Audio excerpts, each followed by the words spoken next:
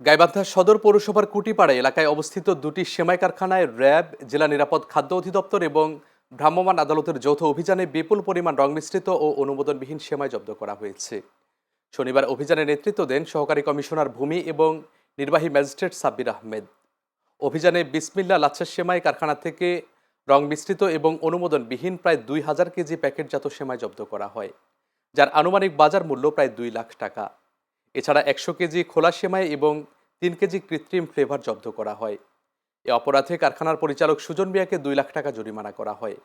অপরদিকে অভিযানে নুরানি ফুড কারখানা থেকে রং মিশ্রিত প্রায় ৭০ কেজি সেমাই জব্দ করা হয়, যার বাজার মূল্য ৭০,০০০ টাকা।